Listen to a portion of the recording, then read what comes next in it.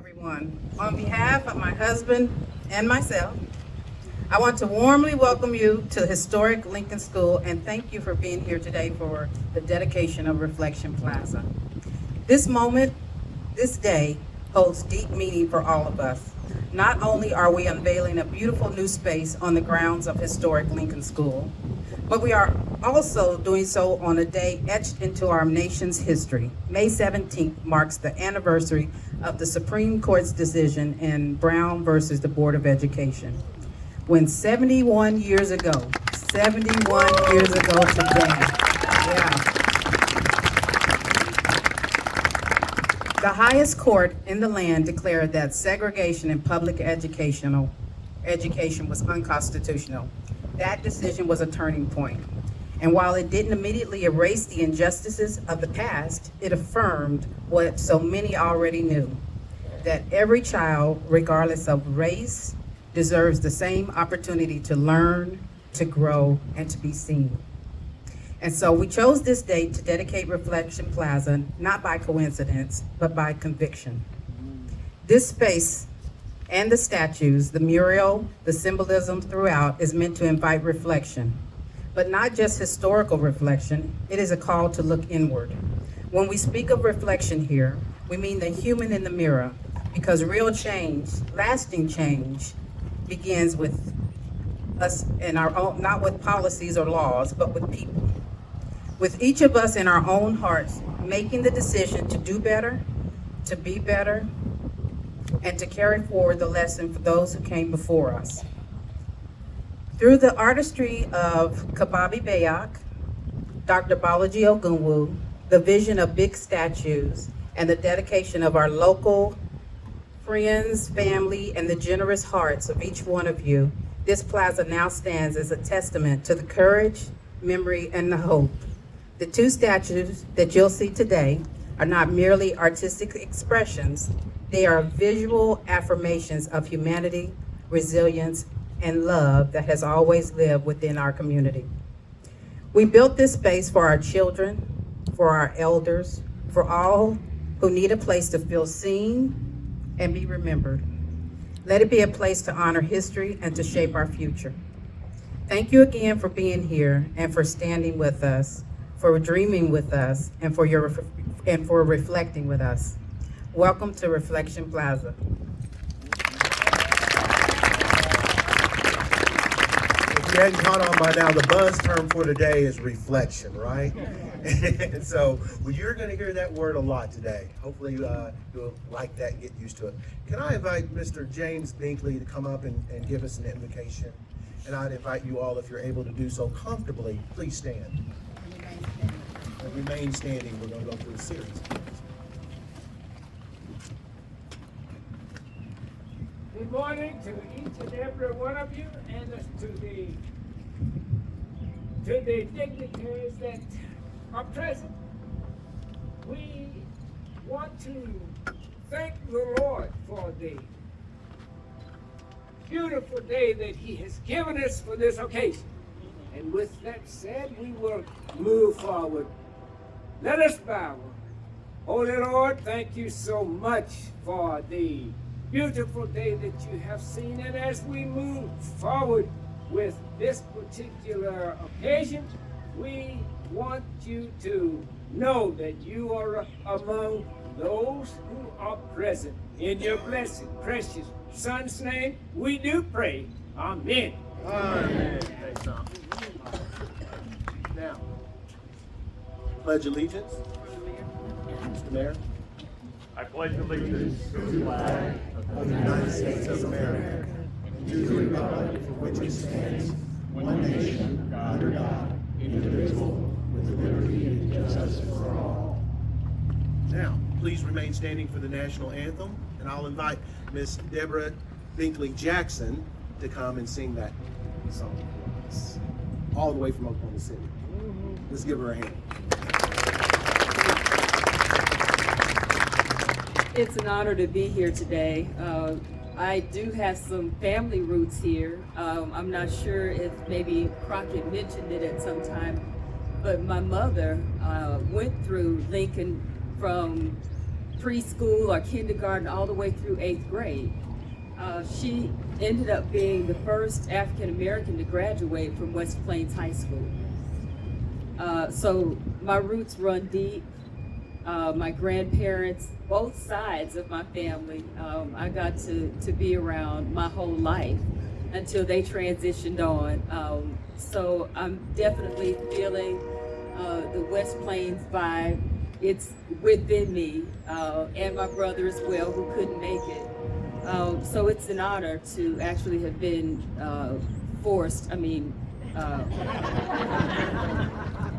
asked to sing the Power of persuasion. or coercion. So with that, I will render the national anthem. For those who would like to sing, feel free.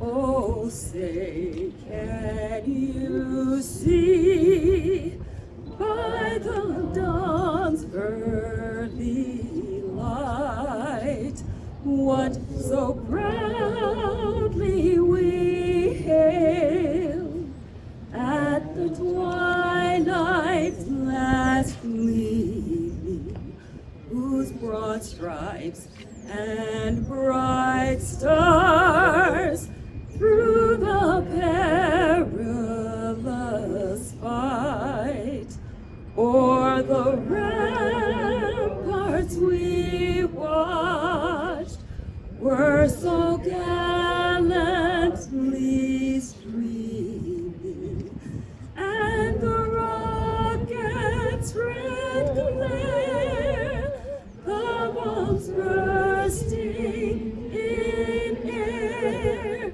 gave proof through the night that our flag was still there.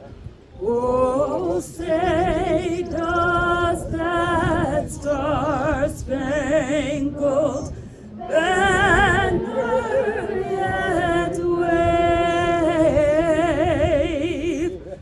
o'er the land of the free and the home of the brave?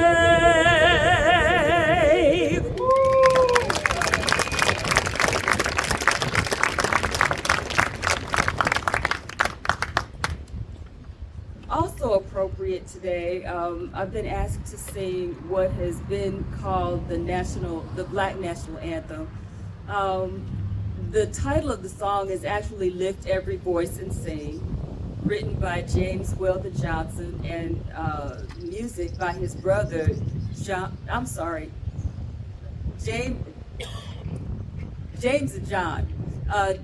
James Rosamond Johnson, and John Rosamond Johnson, who was a music teacher. John was a school principal, an educator, and a poet.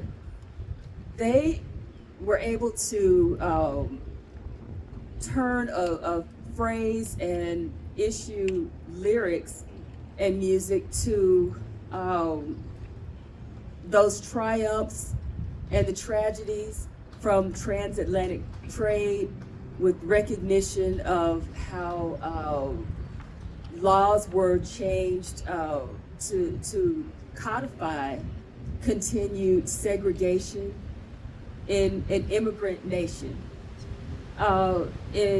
Within 20 years after the song was written, the NAACP turned it into,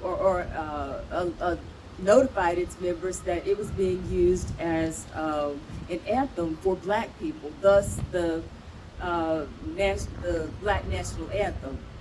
However, because the United States is an immigrant country, then those experiences from Black people are the experiences within an entire country that makes up this country of immigrants.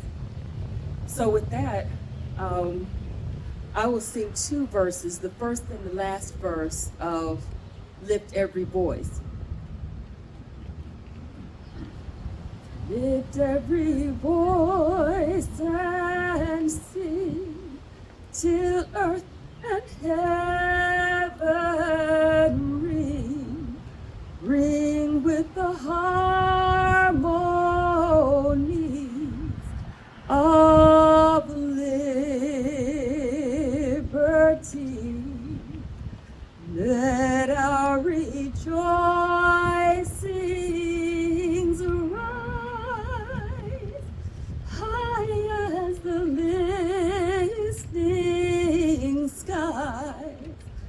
Let it resound loud as the rolling sea. Sing a song full of the faith that the dark past has taught us. Sing a song full of the hope that the present has brought us. Facing the rising sun of a new day begun. Let us march on till victory is won.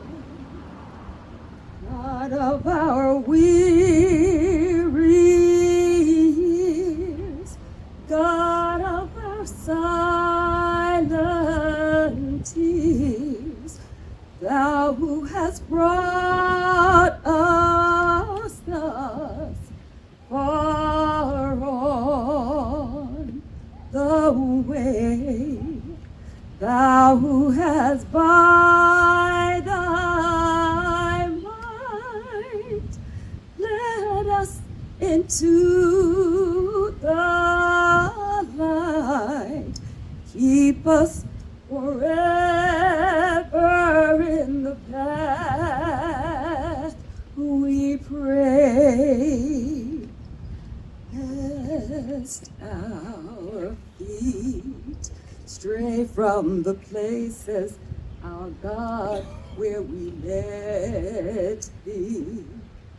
Lest our hearts, drunk with the wine of the world, we forget Thee. Shadowed beneath Thy hand, may we forever stand, true to our God, true to our native land.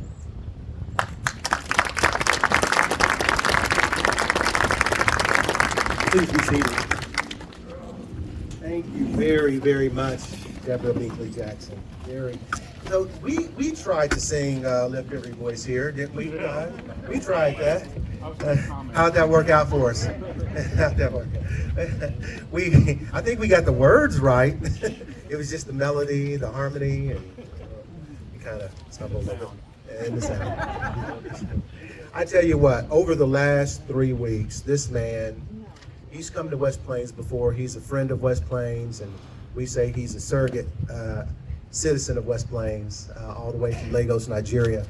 Dr. Bolaji Ogunwu came here 3 weeks ago, and man, as soon as he got off that plane, as soon as I could get him to the hotel from St. Louis, and then down here to 65775 zip code, I don't even think he emptied his bags before we put him to work.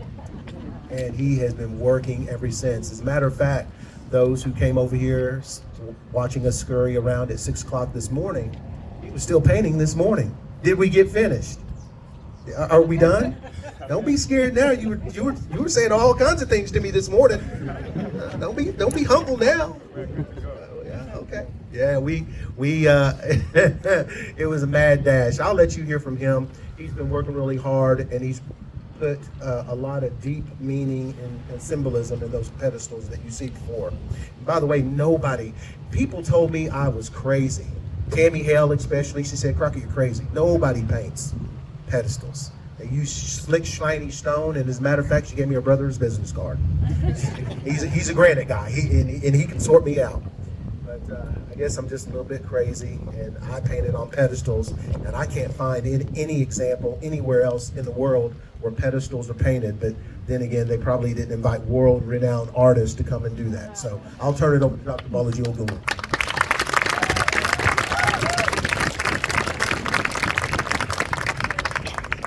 Good morning, everyone. Once again, my name is Bolaji Ogunwo. I came here from Lagos, Nigeria, so I bring you greetings from University of Lagos, Akoka, Nigeria, and from my congregation, RCCG Christ Court, Akoka, Lagos, Nigeria. Let me start by appreciating my friends at place Tire and Crockett Oaks. To give a brief background, I met them. Is it that I'm taller than Crockett? Watch your mouth. I met them in Lagos, Nigeria, 2012, and we did few things together in art. And in 2021, when I was to come here, I said, Crockett, I'll be coming to the States for the first time. And he said, would you like to come to West Plains, Missouri? I said, well, I've not been here before. I don't know anywhere around here. If you want me to come, I will come. Then from October 2021 till date, this is my 8th time here. And each time I come, there's something to get done. But this time, it's a different ball game. He told me we're going to paint on pedestals. I said, Crockett, who does that? He said, So there's no reference to inspire what we're going to do, only narratives. And we got on this and we started grinding since he got me here. If you know Crockett, he will say, Bolaji, we're losing time, we're losing ground. So I've been working for West Plains since the last 3 weeks, and I'm glad to do that. And this project has led me to know more about American history, especially the African American history. I've learned about Harriet Tubman, C.J. Walker, Right on District, Pony Thomas, the Give Hand, and several other names. And I'm glad, I'm sure when you get here, you will see what we've been doing on the pedestal in the last 3 weeks.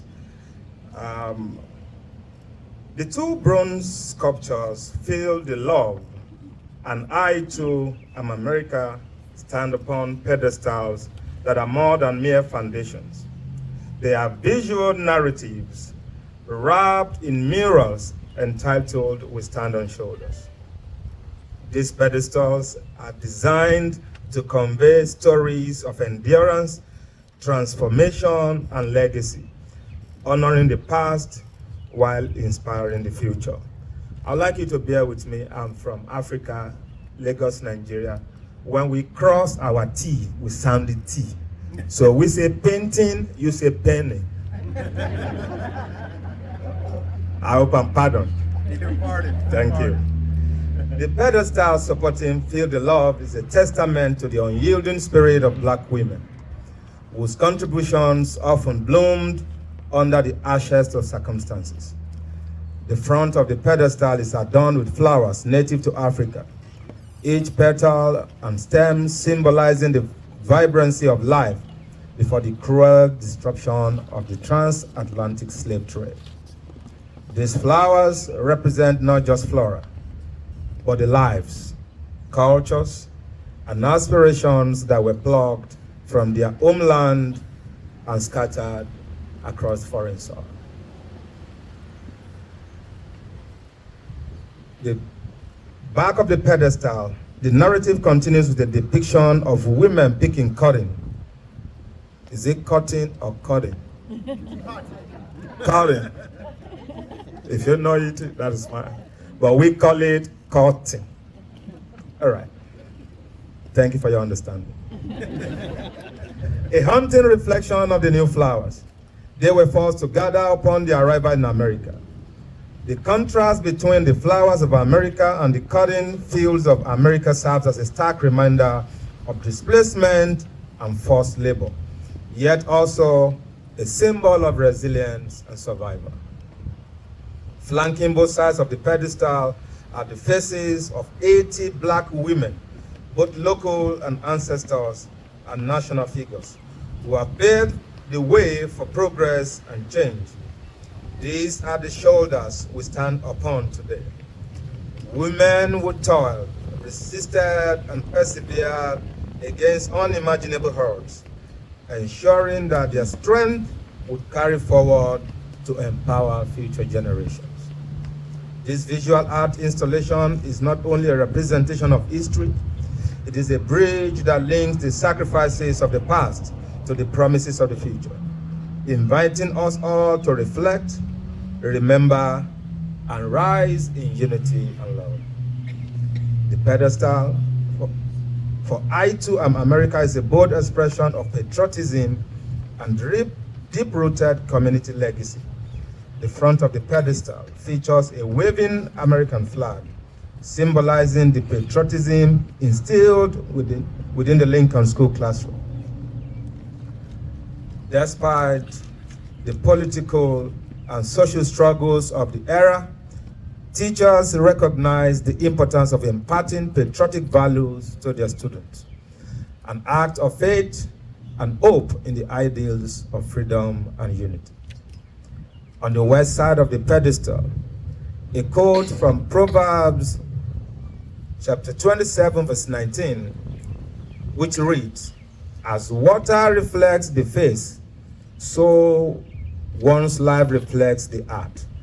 This encourages viewers to engage in introspection and consider the enduring impact of their actions. Atop the pedestal, a tree with its roots running down the back symbolizes the enduring presence and historical contributions of African Americans in this community. As I begin to wrap up, the east side of the pedestal pays tribute to the black men, both local and national, who have laid the foundation for learning and growth through their sacrifices and perseverance. These are the shoulders upon which we stand, a constant reminder that the path forward is fortified by their strength and resilience.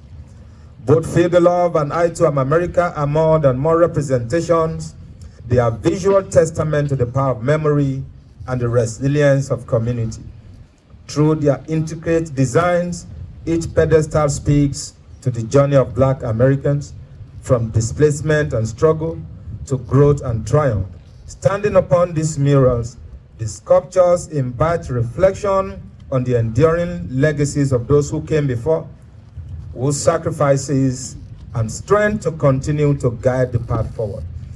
Reflection Plaza, through these powerful visual narratives, becomes a sacred space of acknowledgement, unity, and hope for the future.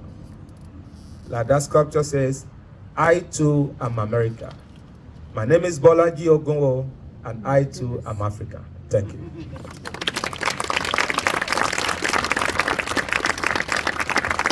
I'm a spiritual man, right? And I pay attention to signs. So I guess the good Lord was wanting us to hurry it up because he unveiled the statues before it was even time. So I guess that was his way of saying, wrap it up, Crocky. Wrap it up. I'm going to go on and just talk to you a little bit about the statues themselves. All right? And we were going to be dramatic and have the statues unveiled, you know, as I was reading my part, that we just went on and went with it. So thanks, guys, for helping me out with that. The statues at Reflection Plaza are profound symbols of Lincoln School's historical impact and the spirit of resilience, love, and patriotism that has characterized its community. These statues capture meaningful moments from the school's legacy, blending past and present to inspire future generations. The first statue, Feel the Love, a young lady down there with her hands configured in the newfound symbol of love, depicts a young girl with her hand shaped into a heart, a modern gesture of love. and connection. This statue was modeled after none other than Tanya, one of the founders of Lincoln School Project. Guys, you're gonna have to step it up a notch if you have not given your wife a bronze statue. You're behind the times. All right, come on, Richard, Sylvie. You know Carol, Sylvia. She needs a bronze too. All right. The statue serves as an invitation for all who visits Reflection Plaza to hold close the legacy of Lincoln School in their hearts. It beautifully aligns with the project's vision of the past in our hearts, the present in our minds, and the future in our hands, representing love and dedication that has sustained this historic place. The second statue, I Too Am America, is a powerful tribute to the resilience and patriotism. Created from a sketch by world-renowned artist Kababi Bayak and inspired by a circa 1942 photo of Lincoln School students, it portrays a young boy standing in salute. That young boy, we haven't been able to identify him, but I would love to let his descendants know that he's going to be perpetually saluting on the grounds of historic Lincoln School forevermore. Amen. This statue honors the efforts of Lincoln School's teachers who, despite the oppressive Jim Crow laws and segregation practices of the era, ensured their students learned the Pledge of Allegiance. In this simple act, they instilled a sense of belonging, pride, and unity in their students, a testament to the strength and enduring patriotism of a community that held steadfast to its values in the face of systematic adversity. Together, these statues at Reflection Plaza represent the unyielding spirit and dedication of Lincoln School's community and serving as lasting reminders of love, resilience, and in the enduring American spirit. So I would like to just say before I close out on the deep meaning of the statues, we relied upon a lot of oral interviews to help us to understand the history and lineage of Lincoln School. And so it's based on that knowledge that we formulated our thoughts and put together our plan to honor those descendants, alumnus of Lincoln School, like my father sitting there, and all of those other alumnus that followed before him, and certainly few after him. I believe he was a member of the original class, or the last class of Lincoln School that enjoyed the closure of this school in 1954 or 1955, following Brown versus Board of Education. And by the way, I will say this too, because I'm looking around at the audience, and there's a few folks that I recognize through their family lineage. They had family members that were a part of that school board that voted unanimously to close and integrate West Plains R7 School District literally 2.5 months after Brown versus Board of Education. Isn't that amazing, y'all? That's amazing. Absolutely amazing that 2.5 months after the Supreme Court said that law is no longer constitutional, West Plains pivoted, changed, and has been going on and moving on ever since. So we got to give ourselves a hand for that. And we mustn't stop there. Progress doesn't come easy, and it always comes slow. So let's just keep going, y'all. Thank you.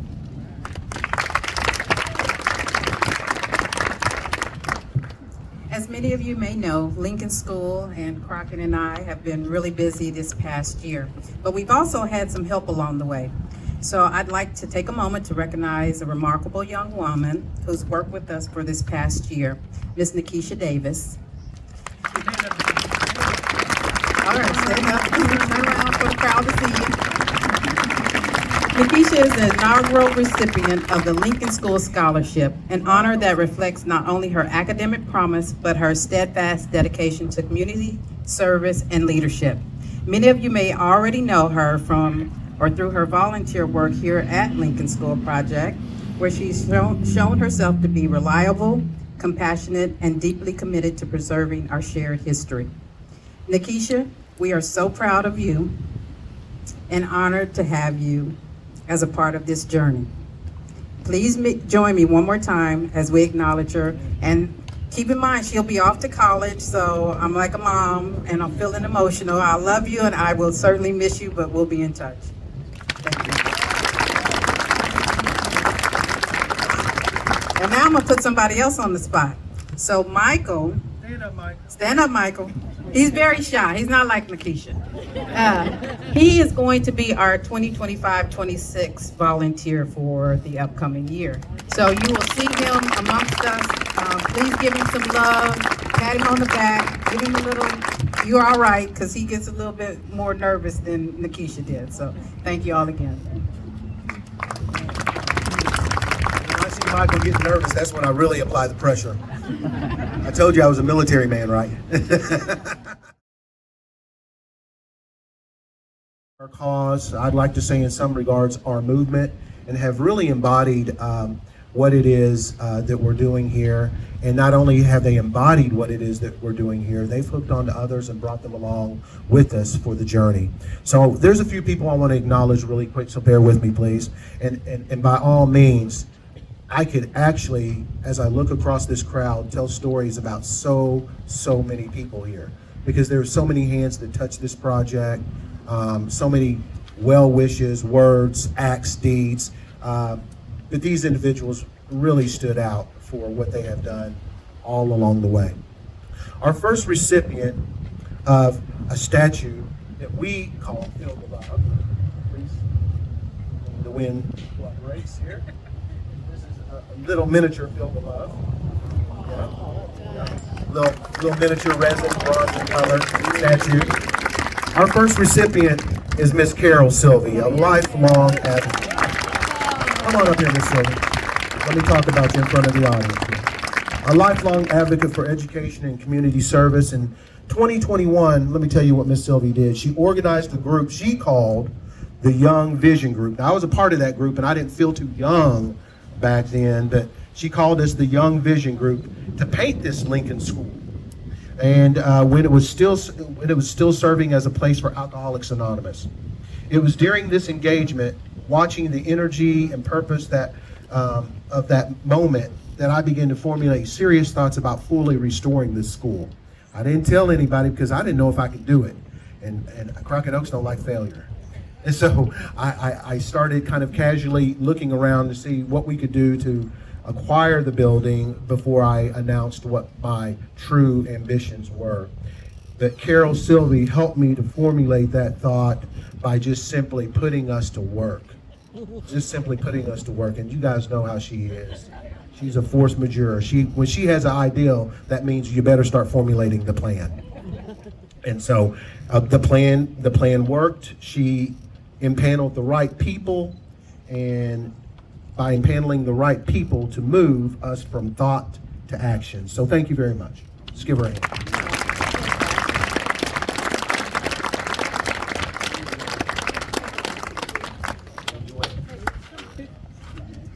Enjoy it. Thank you. Thank you for all you've done. Our second recipient is a guy that I've known, seems like forever at this point, because he just keeps on reoccurring and popping up in places in my life and helping in a very subtle and nonchalant way. Our second recipient is Mr. David M. Gahn. Where you at, David? Come on up here. He's the CEO of West Plains Bank and Trust. And I'll say, I'm calling David up here, and I see his daddy in the audience, and I know where he gets his movements from, because I've had the pleasure and the privilege of interacting with his dad as well as a young man that helped me shape some thoughts that I had about my future plans and goals, and was there at every step of the way. Let me tell you about this guy. At the time when it would have been easy to just take a wait and see approach, he instead chose to stand on the front lines with us. But his support didn't stop there. Under his leadership, 100% of the bank's employees from every branch, including those outside of West Plains, true, David, were invited to tour Lincoln School, and more importantly, to hear the Lincoln School story. Once a month, we had a meeting up here with West Plains Bank employees, and they heard me run my mouth, whether they liked it or not, about historic Lincoln School. And I was privileged and honored to do it. That act of intentional engagement sent a powerful message about the value of shared history and learning. My friend, in the illustrious words spoken during the narration of Star Trek, "You have boldly gone where no man has ever gone." And for that, we thank you. Let's clap it up for him.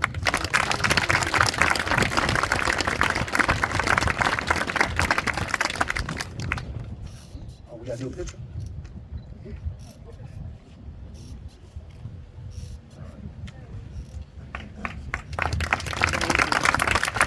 We have a couple more recipients here, people that have really showed up and showed out for us. Miss Pat Johnson, where are you at? Come on over here, Miss Pat. We can clap for Miss Pat Johnson. I know you don't recognize the name. Her steadfast example of community engagement through her work at the Eddie Mae Heron Center in Pocahontas, Arkansas, deeply influenced me. I watched, I listened, and I learned. Her commitment to preserving African American history through education and cultural memory has served as a powerful guide for me. Ms. Pat, your example has been a light on this journey, and I'm grateful for the mentorship, engagement you have offered, whether knowingly or not. As we present these small statues, hopefully they have a big place in your heart. You'll always feel the love from us.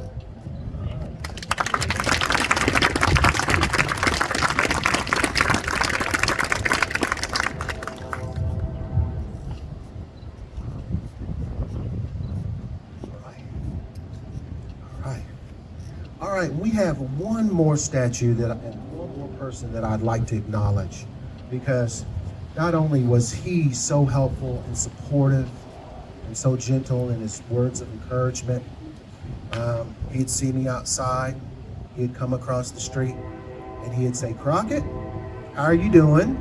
"Doc Fowler, I'm doing all right." "How's Lincoln School?" That was even before How's Tanya. "How's Lincoln School?" "Doc, it's hard, but it's fair." And he said, "I understand."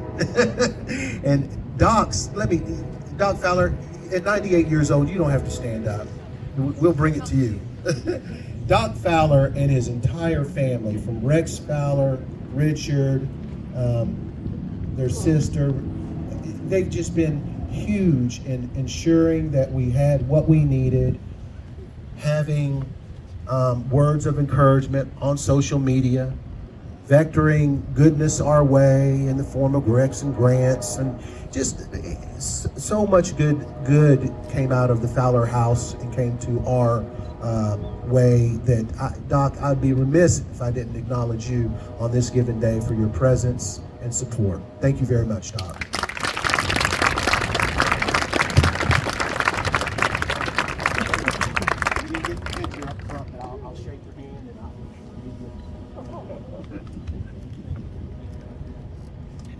All right, we'll keep this party going. All right, what else do we have? As you guys can tell, I'm not following the agenda that you have. I'm following the agenda that I have.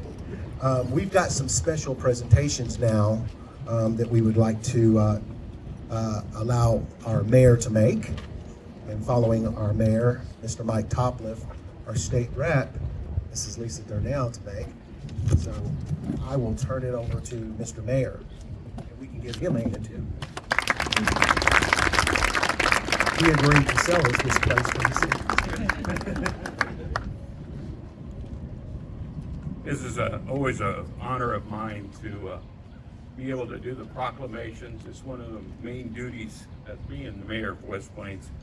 Whereas on May 17, 1954, the Supreme Court of the United States issued a landmark decision in Brown versus Board of Education declaring that segregation as public education is unconstitutional, ushering in a new era of justice, equality, and opportunity in our nation.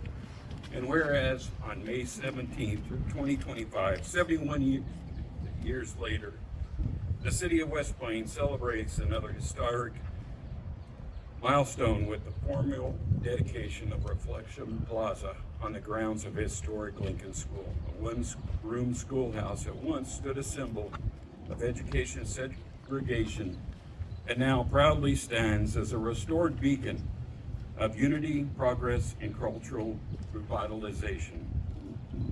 And whereas Reflection Plaza is the first site in Howell County to commemorate local and national history through the use of bronze human statues, marking a significant contribution to public memory, education, and the arts. And whereas the installation of the 7-foot-tall bronze statue featured entitled Feel the Love, the first and only bronze statue in the world to depict the iconic heart hand gesture, serves as a global symbol of compassion, community, and shared humanity. And whereas the creation of Reflection Plaza has drawn together the talents of internationally and nationally acclaimed artists, including Matthew Glenn of Big Statues, Dr. Balaji Gawi, and Kababi Bayak. Those artists' excellence brought beauty, dignity, and soul to this powerful space. And whereas Lincoln School Project has consistently demonstrated its commitment to local economic development and community partnership by engaging local tradesmen, including Corey Lambert of Olson Construction, Yeah, Corey. Sean Spalding. There he is, Corey Lambert. Let's clap it up for him.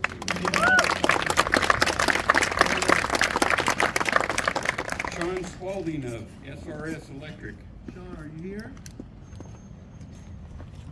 Sean, SRS Electric. Dylan Wagner of Cut Above the Rest, Where's Dylan? Raise your hand, Dylan. Come on, Zacchaeus.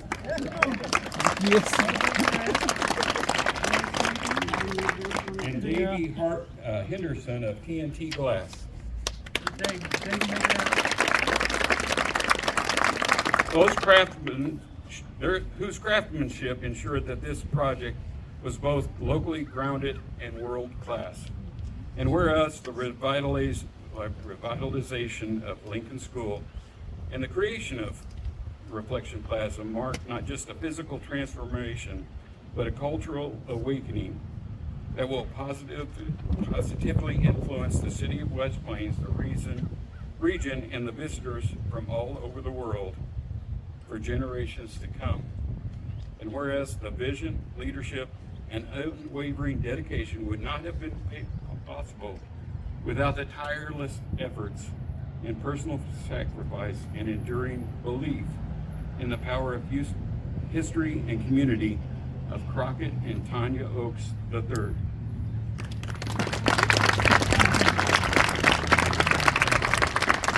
So therefore, I, Michael Papa, City of West Plains, do hereby proclaim May 27, 2025 as the day of historic dedication and gratitude.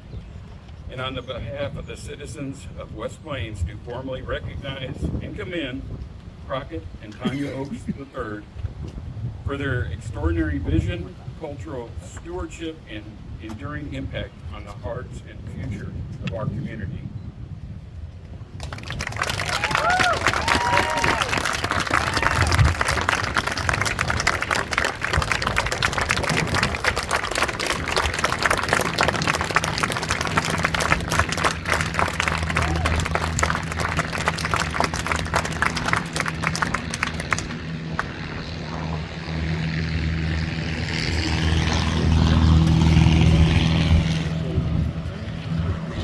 Hang proudly in Lincoln School forevermore.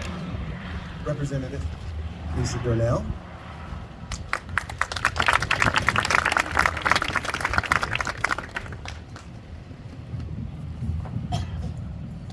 I'm not sure whether to say good morning or good afternoon because I don't have a clock on me, but welcome friends, neighbors, and esteemed members of our community. Thank you for joining us today at this beautiful site, the Lincoln School Reflection Plaza. It is an honor to stand before you as we celebrate a milestone that speaks to the heart of who we are as a community, a place where history, unity, and hope converge. Today we dedicate the Reflection Plaza, a place where we can gather to remember our community and nation's history, a history that has not been perfect, but has striven to be more perfect every year. This plaza is a testament to our shared commitment to preserving our past while building a future where every voice is heard, every story is valued, and every person has a place to belong. It reflects the strength and the spirit of the people who call this community home. With this plaza, our community sends a message that history is to learn from, not to erase. For generations, the Lincoln School was a place where young minds were shaped, dreams took root, and the foundation of our community's future was laid. The restored school and the Reflection Plaza we are dedicating today now stand as a beacon of pride, a space where we can gather, reflect, and connect with one another. Speaking of history, I couldn't think of a better day to dedicate this plaza than today, May 17th, 2025. 71 years ago on this date, as has been mentioned already, the Supreme Court handed down its landmark decision in Brown versus Board of Education. That ruling declared once and for all that segregation in our schools was unconstitutional, a decision that reshaped the landscape of education and set us on a path toward greater equality. In the words of Chief Justice Earl Warren, who delivered the court's opinion that day, we conclude that in the field of public education, the doctrine of separate but equal has no place. Separate educational facilities are inherently unequal. The Lincoln School, in its own way, is part of that history, a story of striving for a more perfect union in every single year since 1776. It reminds us of the struggles we've overcome and the progress we've made together as a community, state, and nation. This Reflection Plaza is a living tribute to that legacy, a space where we can honor the past while inspiring the next generation to carry the torch of justice and opportunity forward. I love these two volunteers that are so young that are involved in this. Additionally, it is more than a monument to history. It's a gift to our present and our future. It's a place where families can come together, where children can play, where friends can share a quiet moment, and where we can all pause to appreciate the richness of our community's culture.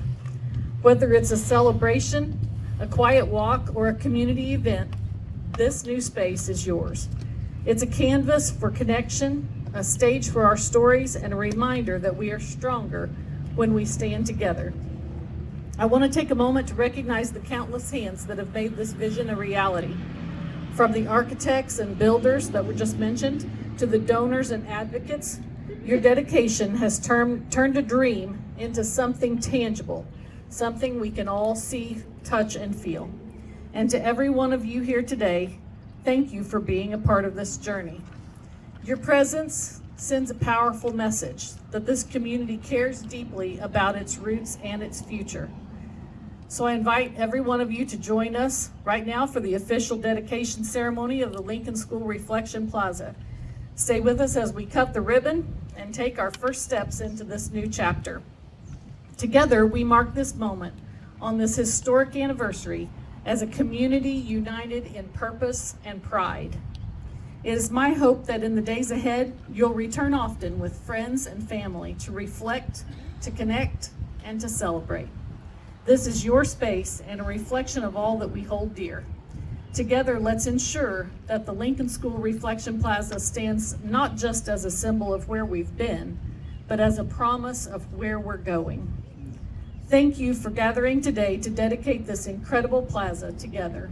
May God bless America and our community. Thank you.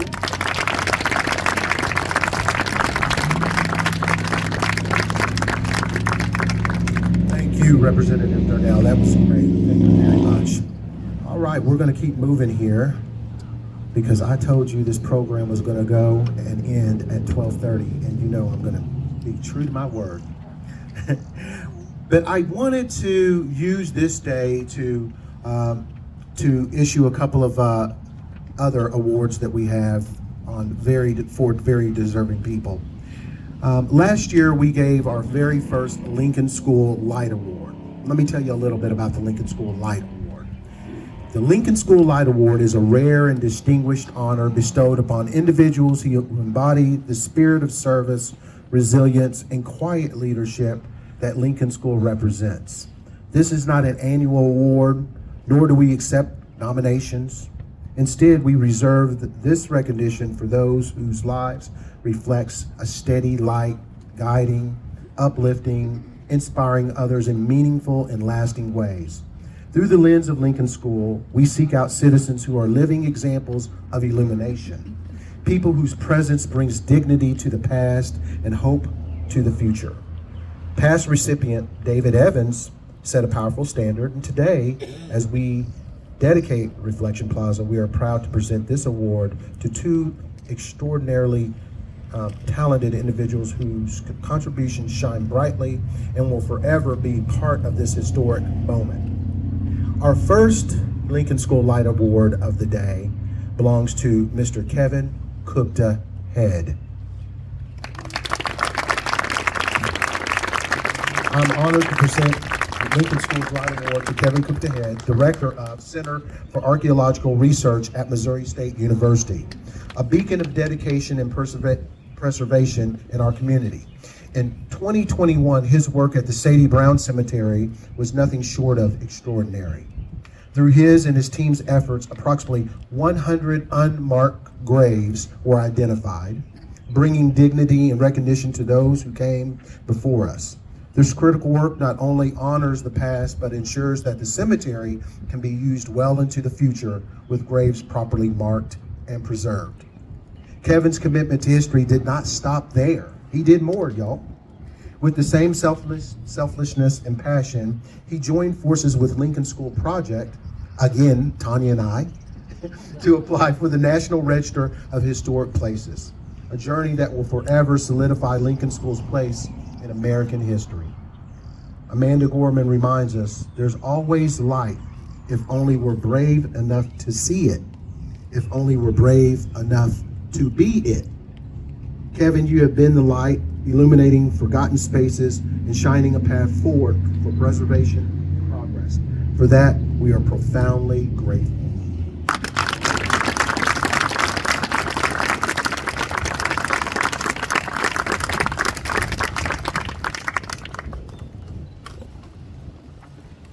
And I'll say, you notice the shape of that box. Doesn't it kind of eerily resemble Lincoln School a little bit?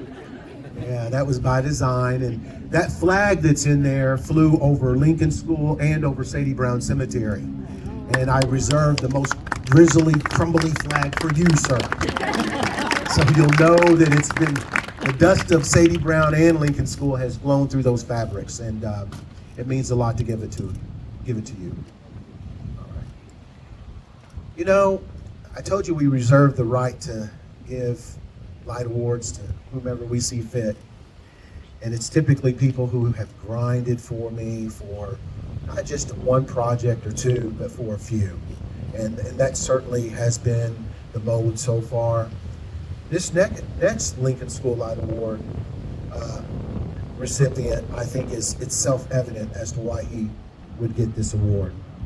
It is my distinct honor to present the Lincoln School Light Award to Dr. Bolaji Ogunwo, distinguished lecturer in visual artists. He didn't know he was going to get this, y'all. He didn't know. His transformative use of visual arts has profoundly shaped the narrative of our community. Through his masterful murals, Helping Hand, The Protector, Release the Peace, By God's Grace, Let There Be Light, and now The Shoulders We Stand On, Dr. Ogunwo has gifted us with powerful symbols of unity, resilience, and hope. His artistic interpretation allows us to tell stories that transcend words, etching history into the very heart of our community. We are deeply honored and humbled to have your work represented here, Dr. Ogunwo. Your art not only beautifies, you can clap anytime. Anytime. Your art not only beautifies, but inspires, creating a lasting legacy that speaks to the strength of our shared experience. As Maya Angelou beautifully wrote, Nothing can dim the light which shines from within. Dr. Ogunwu, your light shines brilliantly through your art, and we are forever grateful for your contributions. Thank you so much.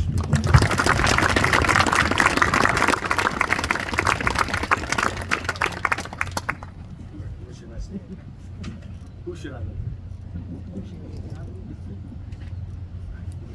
All right. You're welcome. You're welcome. All right. Let's clap it up for him. Yes. Okay. Now, I've kept you all waiting very strategically because this gentleman I was surprised that he accepted my invitation. I think I was described as a stone, a cobble in the shoe or something. I just kept, hey, will you come, will you come, will you come? Now, actually, in all honesty, Dr. Gary Kremer, he accepted very quickly and was very eager to get back to West Plains to just share with us and be a part of this celebration. And let me just tell you a little bit about a man who really, truly, if you're bumping around in historical spaces within the state of Missouri, you're going to have heard of him. It is my distinct honor to introduce our keynote speaker, Dr. Gary Kremer, a fifth-generation Missourian and one of the state's most respected historians. Dr. Kremer has dedicated over 5 decades to preserving and interpreting Missouri's complex and diverse history. He has served as the executive director of the State Historical Society of Missouri since 2004, leading transformative initiatives, including the construction of the Center for Missouri Studies in Columbia. Before his tenure at the Society, Dr. Kremer taught history at Lincoln University and William Woods University and served as Missouri's state archivist. His scholarship includes 12 books.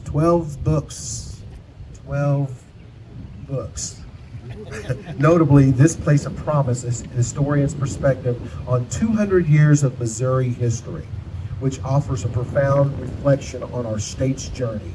His work has illuminated the African-American experience in Missouri, ensuring these vital stories are preserved and honored. As he prepares to retire later this year, we are privileged to have him here with us today. Please join me in welcoming Dr. Gary Kremer.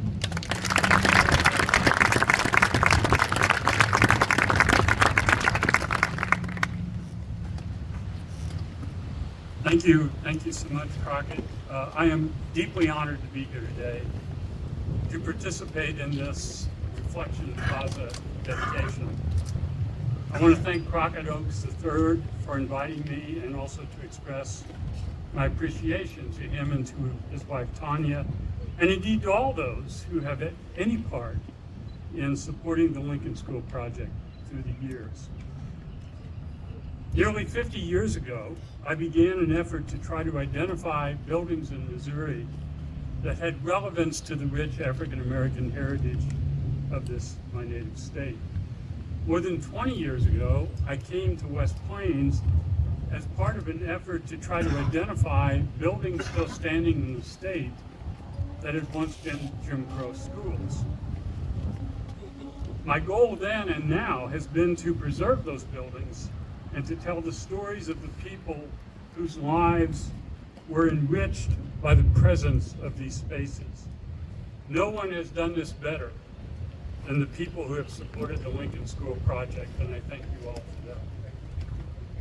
One of my favorite books is a 1988 volume by E.V. Walther titled Placeways, A Theory of the Human Environment. And in that book, the author tries to explain why buildings matter and why places such as this should be important to us and why they should be saved.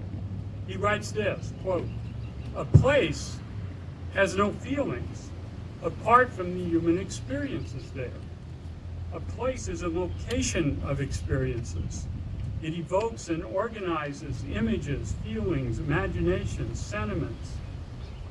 The feelings of a place are the mental projections of individuals, but they come from collective experience, and they do not happen anywhere else. They belong to the place. We gather today to remember and to celebrate the experiences that belong to this place called Lincoln School. It's worth remembering that in Missouri prior to the Civil War, it was against the law for a black person, slave or free, to be taught to read or write. Whites feared that literacy would lead to rebellion. And not surprisingly, when freedom came to the roughly 100,000 enslaved persons living in Missouri in 1865, one of their most precious goals was access to education. As the great African-American historian and social activist W.E.B. Du Bois wrote in his classic work, Black Reconstruction in America, I'm quoting, they, the freed persons, they wanted to know. They wanted to be able to interpret what were the mysterious letters and figures which were the key to more. They were consumed with curiosity at the meaning of the world, end quote. To freedmen, education was something that had been denied them during the years of slavery. And so as a consequence, it was part of their self-definition of freedom. Needless to say, after the Civil War, black people everywhere were eager to establish and to attend schools. In the immediate aftermath of the Civil War, the Missouri legislature passed a law requiring each township in the city, each township or city board of education in the state to establish and maintain schools for African Americans in jurisdictions where black school-age children, school age was defined as anyone between 6 and 20, where the number of school-age children was 20 or more. School terms for black students were to be equal in length to those for whites unless attendance dropped below 12, in which case the black school could be closed for a period of up to 6 months. Where there were fewer than 20 black children, which was the case here for many years, school districts were not required to establish a state. To attempt to educate them is folly. In some counties, schoolhouses for African Americans were burned. Teachers of black students were verbally and physically abused, and county officials tried to find ways to avoid their legal responsibility of establishing schools for black students simply by underreporting or refusing to report that there were any black school kids in the county. In 1869, radical Republican superintendent of schools, Thomas A. Parker, employed the most visible and well-known African Americans in the state, a man named James Milton Turner from St. Louis, to travel around this state and try to make sure that communities were following the law regarding the establishment of black schools. Turner encountered great difficulty. Can you imagine a man in 1869-70 traveling around the state telling white folks they need to provide money for schools for recently freed enslaved blacks? Turner encountered great difficulty everywhere he went, especially in Little Dixie in counties like Callaway, which had a large enslaved population. Before the Civil War, 1 out of every 3 people in Callaway County, where Fulton is the county seat, was an enslaved person. After battling with a number of Callaway County officials in the town of Fulton, Turner pronounced that city to be, quote, the meanest place and the meanest people I have ever seen. It's of course changed. According to the 1860 federal census, Howell County had only 36 enslaved persons living within its borders in 1860. The number of African Americans living in Howell County declined to 24 in 1870, and then rose dramatically fourfold to 91 in 1880. I see no evidence that there was a formal school for African American residents of Howell County during those early years. They were taking advantage of the law that did not require them to, unless there were 20 school-aged children. In 1869, reported the state superintendent of schools noted that there were only 2 black school-aged children in the entire county in 1868, both of them females. According to the 1870 report, there were 10 colored children of school age, but no mention of a school. In 1875, the report indicated that there were no African American children attending public schools in all of Howell County. The 1880 census indicates that a number of black school-aged children, both male and female, were working as servants in white households rather than attending school. One, Alice Dyer, was only 15 years old. The other, Susie Allison, was only 11, working in a white household as a servant. The first school for African Americans in West Plains was opened in about 1890. According to the federal census, there were 280 African Americans living in the county in that year. The earliest reference that I've been able to find to a, quote, colored school, end quote, in a Howell County newspaper came in September 1895, when the paper reported that, quote, only 9 students appeared in the colored school, but at least 30 are expected as regular attendance within a short time, end quote. The paper further indicated that, quote, the colored school is in the northern part of the city in what is known as Illinois Town, end quote. It further indicated that the teacher was Miss Rosa Porter. The number of African Americans in Howell County increased to 222 in 1900 before beginning to decline again. Occasionally, the colored school, as it was almost always referred to, made the Howell County news, as was the case in September 1898, when the Howell County News reported on the death of Miss Rosa Porter, described by the paper as, quote, an estimable colored woman who had been teacher of the colored school in this city for several terms and was re-engaged for the present one, end quote. She died of typhoid fever. Her funeral took place here in West Plains, and she was buried in the segregated City Ground Cemetery. Likewise, in June of 1908, the Howell County News reported that a new teacher, Minnie Beauchamp, had been hired to teach the 1909-1910 school year. According to the 1910 federal census, she boarded in the household of a black laborer named Green Wade. She was a graduate of Lincoln Institute in Jefferson City, by the way, my alma mater, where so many black teachers in the Lincoln School came from.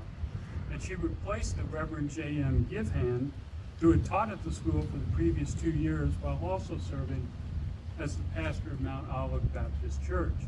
1 month prior, the West Plains Journal reported on a, quote, close of school exercise that included, quote, a program of recitations, essays, and songs, and a special concert and entertainment by the Givehand brothers, end quote. In 1910, by the way, 3 of Lewis, Pony, and Eliza Thomas's children, of course, were on Pony Thomas's street, were enrolled in school, and 2 of their older children were able to read and write. But neither Lewis Thomas nor his wife were able to read and write, but they obviously wanted to pass on that legacy of learning to the children. A July 25th, 1912 article in a local newspaper noted, quote, the small number of colored children, end quote, attending school in Howell County. The previous year, according to the paper, there were 43, quote, colored pupils. But in the current year, that number has declined to only 33, with 19 of those students attending the Lincoln School in West Plains. In 1914, the Journal Gazette of West Plains reported that the pupils of the Lincoln Colored School put on a play titled In the Case of Sophronia. The performance was held at Watson's Chapel, home of the local Methodist Episcopal Church, with refreshments served by the students.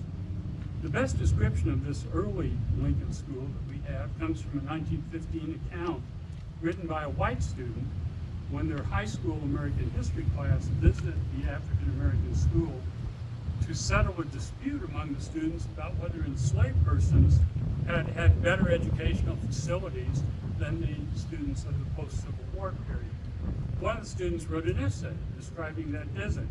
I'm quoting, this building consisted of one room in which were taught all the grades from the primary to the 8th. At one end was the teacher's desk, behind which was a blackboard crudely supported by 2x4. At the other end was a stage about 6 feet in width and 8 in length, raised from the floor some 2 feet. On this platform, we concluded, were held all exercises commemorating various events. On one side was another blackboard, smaller in dimensions than the other. There were also 3 windows here. The opposite side was in like manner taken up by windows. The center of the room was occupied by a large stove, around which there were also dilapidated desks. Their books, similar to their desks, showed much neglect and misuse. And as a whole, the entire class was impressed that there was a need of repair to both buildings and furnishings, end quote. On April 1st, 1926, the West Plains Semi-Quill Weekly Quill reported that a 2-mill school levy had passed, with revenue from the tax earmarked for, among other things, the construction of a new school for black pupils. According to the paper, the school was to be 30 feet by 20 feet by 10 feet and estimated to cost $800 to build. The paper also reported that theretofore the town was paying $90 a year to rent a building for the school for African Americans. The 30 by 20 by 10 school, of course, was this school, this building, the Lincoln School.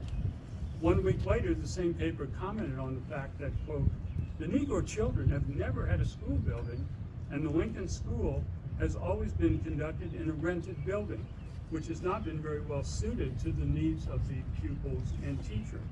Therefore, the Board of Education felt that the erection of a new building would not only be an economy, but would also be an encouragement to the children and the patrons of the school.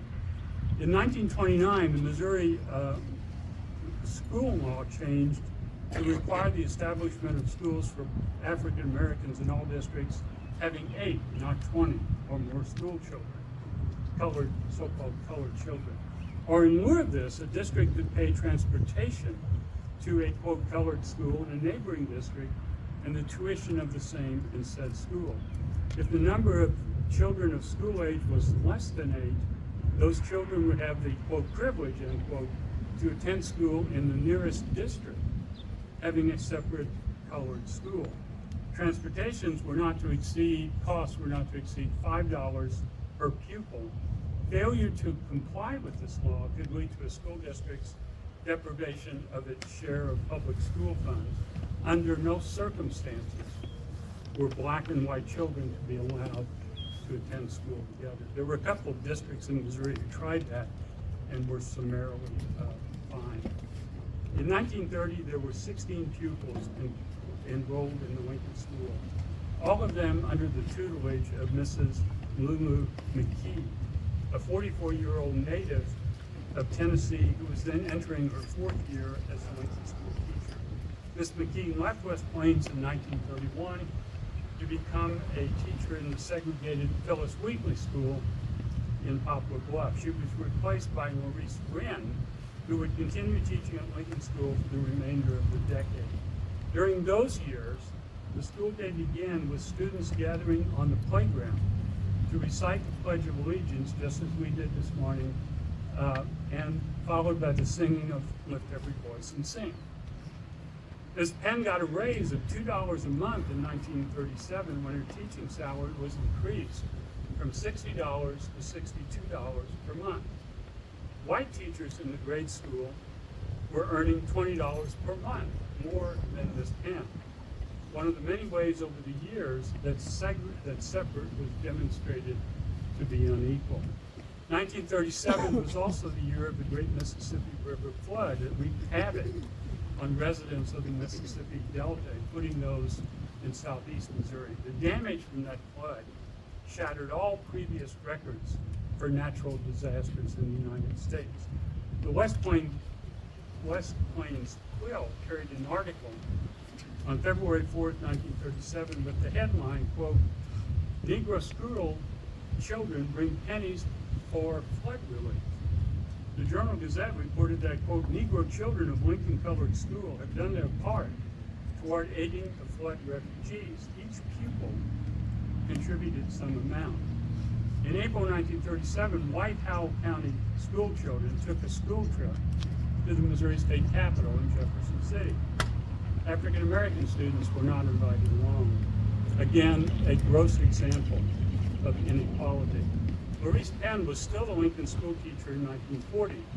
In that year, she was reported to be 29 years old and living as a lodger in the home of a black couple, Frank and Irene Thomas.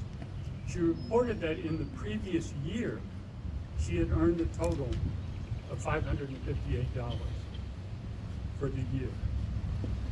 Lois E. Young was a teacher during the early years of World War II. There were 27 students here at Lincoln in 1942.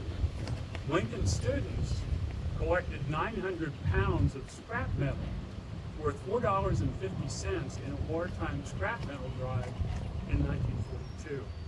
That same fall, Lincoln School students received immunizations for typhoid, smallpox, and diphtheria. I was waiting to make a comment there, but I'm not going to seize the moment to say anything about immunizations. The famous Brown versus Board of Education decision, which was of course rendered on this date in 1954, many Missouri schools moved quickly to end segregated education by the beginning of that following year. West Plains delayed for a year in the elementary school. The explanation for that seems to be that they had already offered a contract to the teacher to teach in the Lincoln school. No changes were made in the elementary school, but the high school was integrated that fall. Among the final Lincoln school activities in late May 1955, the last school class to attend was a field trip by the school students and teachers to the George Washington Carver National Monument in Diamond, Missouri, which you may know was the first national park in America honoring an African American, established in 1943, legislation introduced by Missouri Senator Harry Truman just a few months after the famed scientist had died. Meanwhile, on April 8, 1955, the West Plains School Board voted not to operate the Lincoln School beyond the 1954-55 school year, quote, to discontinue all segregation in the public schools next year. In subsequent years, Lincoln School became, as you probably know, a prominent meeting place for a number of local groups, including the VFW, Alcoholics Anonymous, and other community groups. We know now that Lincoln School, like most all of the all-black schools in Missouri that were a product of white racism and resistance to integrated education during the Jim Crow era, suffered from a lack of resources compared to the white schools, and that its teachers were paid far less than the teachers of white students. Often black students were forced to use the hand-me-downs that had been discarded by the white schools and students.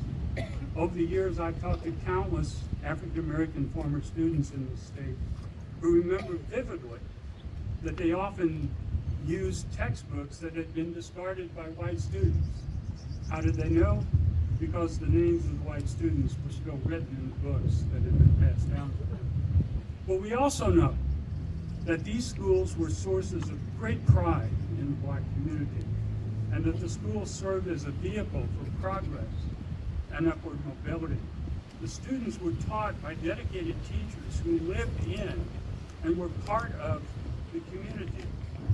They cared deeply about their students and about the condition and aspirations of their people.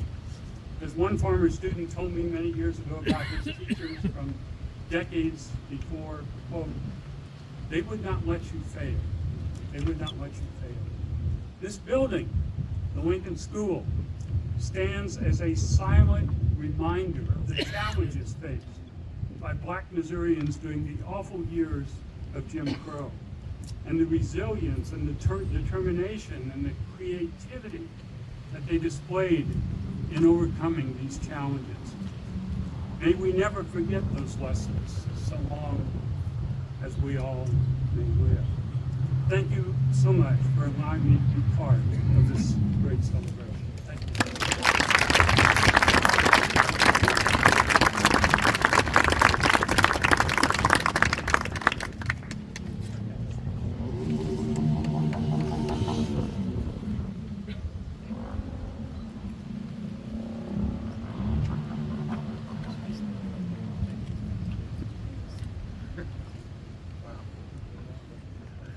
Wow, you didn't know you were going to get a history lesson today, did you? That was thorough, comprehensive, and I thank you so much, Dr. Kramer. Man, if you haven't got his book, go to Amazon. He's got 12 of them. Pick a few. Have a read. I'm sure he will wow you. I'm sure he will. Just a few things to, in summary, to wrap up what we've got going on here at Lincoln School for future engagements and things. We are, don't want to go too far into the future with our planning, but certainly want to mention, because we have those involved here in our midst, so we take advantage when we can. We are working on an effort that we're calling right now in working progress through the lens of Lincoln School. And so we've got a lot of visual here for you to look at as we get ready to release you to walk through. But now we want to be able to capture some of the history and narrate it in a way that will allow for future generations, when I cease to run my mouth, and others that know the stories cease to run their mouths, they can read about it and learn and grow from there. So we've got that effort afoot, and we've got folks here in Tammy Hale that is helping us out with that. So thank you very much for that. And then next, where are you at, Paul Jones? Raise your hand. I want to introduce Paul Jones, because Paul Jones, he's been working for me for about 8-9 months. He did a beautiful mural that's going to replace By God's Grace that's inside of Lincoln School, because by God's grace, we'll be taking a road trip so that we can share the goodness of Lincoln School with the world in the form of Dr. Bolaji Ogunwu's visual art. So we got to have something on the walls that replaces By God's Grace, right? So we impaneled Paul Jones, and he has, platform. It's going to be beautiful. If you look on the back of your program, I intentionally created a distorted view of Just Kids, because when we do the dedication for Just Kids, once we get it in the mural inside of Lincoln School, I want you to be curious enough to come back and see what my friend Paul Jones has done. It's going to wow you. He is no short second to Dr. Bolaji Ogunwu. Sorry, Bolaji. Sorry, man. Sorry. But he's no short second, you know? And so just come. We'll be announcing it very soon. All right? Just Kids. And now, we are really true to our time. I am going to turn it over for one last soulful rendition by my cousin, Deborah Hinkley Jackson. I hope they have insurance, because I was about to sue.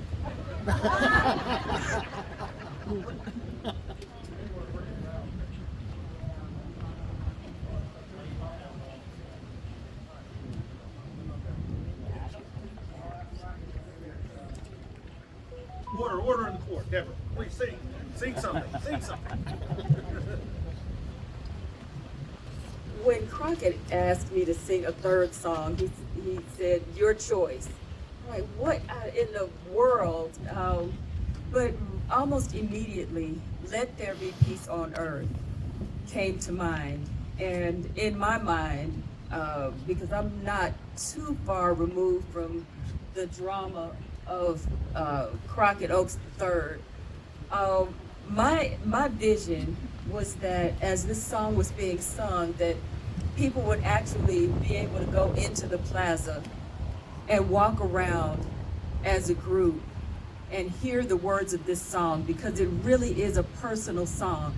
And even though the pronouns are all "Let there be peace with me," each person that's here and the ancestors should take this song personally, as if you are singing, as if this is a poem, this is a song that you are singing. Let peace begin with me, because each and every one of us take what we have into every community that we reside in. So with that, this last rendition of the day, I think is very appropriate. And I just hope that I can do it justice with the wind conditions.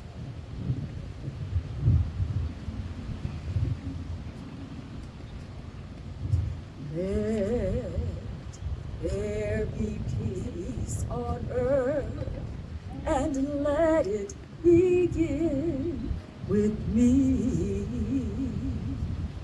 Let there be peace on earth, the peace that was meant to be, with God as our Father. Brothers all are we. Let me walk with my brother in perfect harmony. Let peace begin with me. Let this be the moment now. With every breath I take, let this be my solemn vow,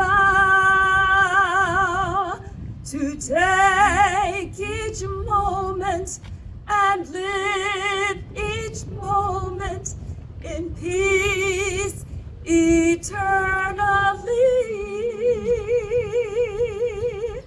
Let there be peace on earth, and let it begin with me.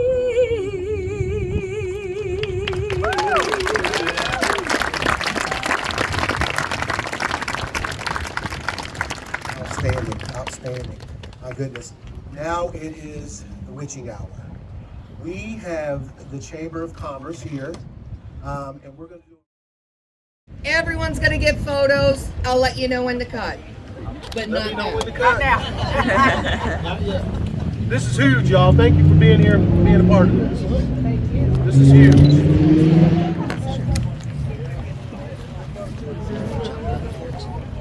I feel like I'm at the Met Gala or something.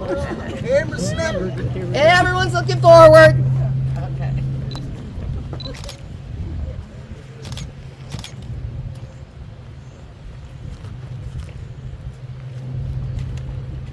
Jessica, you know I got to end on time, 12:30. You're past. I will make it happen. Oh, don't have me being late. Back in the day, right? I just need to sneak in if I can. Do hard hands, hard hands, hard hands. Yeah, hard hands. That's a good one, hard hands. That's a good one. All right, Crockett, I'll count you down from 3, 2, 1. Booyah! Congratulations.